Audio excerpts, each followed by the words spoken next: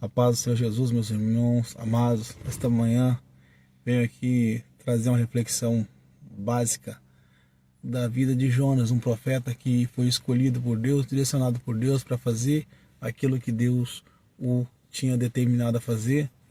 E por uma questão de não querer negar a si mesmo, por motivos pessoais, segundo os historiadores que ele tinha com aquele povo de Nínive, ele não queria levar a palavra do Senhor até lá, sendo que assim ele tinha sido ordenado por Deus para levar a mensagem do Senhor àquele povo. E o que eu deixo aqui a reflexão é que ele tinha sido escolhido por Deus, um profeta que tinha comunhão e intimidade com Deus, mas quando ele passou a ser desobediente, como ele antes era obediente, passou a desobediente por não escutar a Deus, ele deixou de ouvir a voz de Deus e começou a agir por si próprio. O que eu quero dizer? Às vezes Deus tem um chamado na minha vida, na sua vida, não importa o ministério que Deus colocou para ti, é bom que possamos refletir sobre isso e começarmos a dar atenção mais à voz do Senhor, porque Jonas era um profeta, ele tinha comunhão com Deus, só que a partir do momento em que ele não quis ouvir a voz de Deus, ou seja, ouviu, mas não obedeceu, né? Então ele começou a já andar sozinho.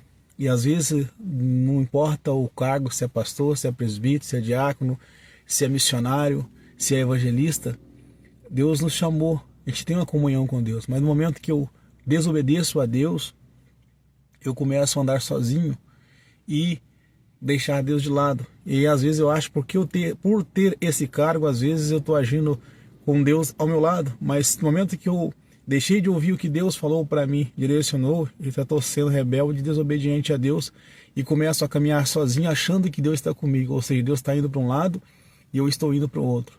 Louvado seja Deus. E o problema disso tudo, nós temos que refletir na nossa vida, que Jonas ele foi para outro lugar onde o Senhor não queria que ele fosse. Ele não consultou a Deus, comprou passagem, entrou no navio e foi para outro lado.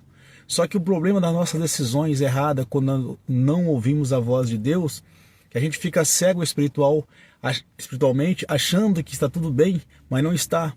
Só que o grande problema disso tudo é que ele entrou num navio que tinha um pessoal mercante que vendiam os seus bens, era um navio comercial, digamos assim, e ali tinha coisas de valores naquele navio.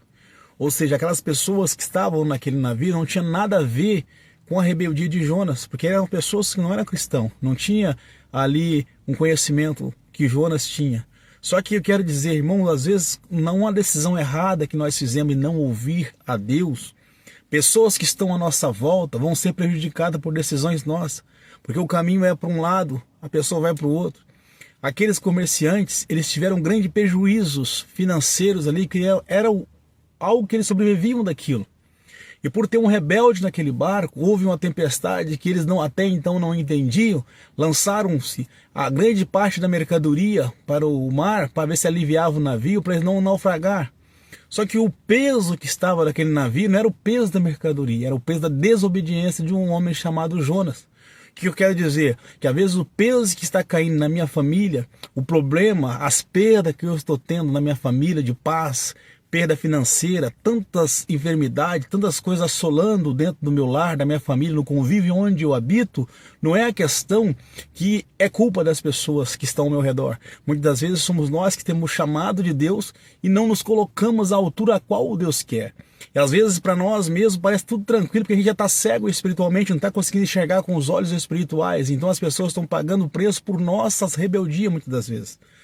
E o Senhor permite para que a gente se toque. Quando o comandante se deu por conta, foi tirar um sorte, eles foram lá, lançaram o sorte e caiu sobre Jonas, que estava dormindo. Ou seja, a tempestade estava acontecendo. O barco estava quase afundando, mas Jonas estava dormindo. Eu estou falando de um sono espiritual.